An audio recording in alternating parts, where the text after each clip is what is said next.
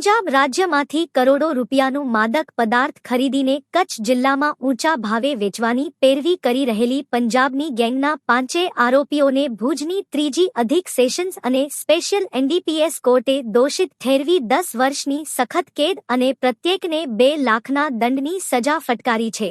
ઘટનાની મળતી વિગત મુજબ તારીખ 1/3/07/2023ના રોજ ભુજ સ્પેશિયલ ઓપરેશન ગ્રુપને ખાનગી બાતમી મળેલ કે સફેદ કલરની કારમાં પંજાબના કેટલાક ઇસમો ગેરકાયદેસર માદક પદાર્થનો મોટો જથ્થો વેચવા માટે કચ્છમાં ગ્રાહકની શોધમાં ફરી રહ્યા છે. બાતમીના આધારે એસઓજી ટીમે ડમી ગ્રાહક ઊભો કરી માધાપર પાસે રેડ પાડી હતી. પોલીસને જોઈને કારચાલકે ગાડી ભગાડી જવાનો પ્રયાસ કરતા સુરક્ષાના ભાગરૂપે પોલીસે કારના ટાયર પર ફાયરિંગ કરી ગાડી રોકી લીધી હતી.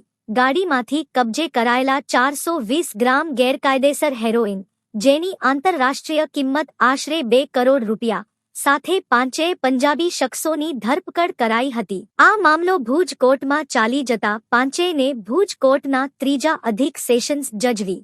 બુદ્ધ સાહેબની અદાલતે સજા ફટકારી હતી. પ્રોસિક્યુશન તરફે મુખ્ય જિલ્લા સરકારી વકીલ એચ.બી. જાડેજાએ 31 દસ્તાવેજી પુરાવા અને 10 સાક્ષીઓની તપાસ કરી ધારદાર દલીલો કરી હતી. કોર્ટે નોંધ્યું હતું કે આરોપીઓએ આર્થિક ફાયદા માટે યુવાનોને નશામાં ધકેલવા સુનિયોજિત વ્યૂહરચના ઘડી ગંભીર ગુનો આચર્યો છે.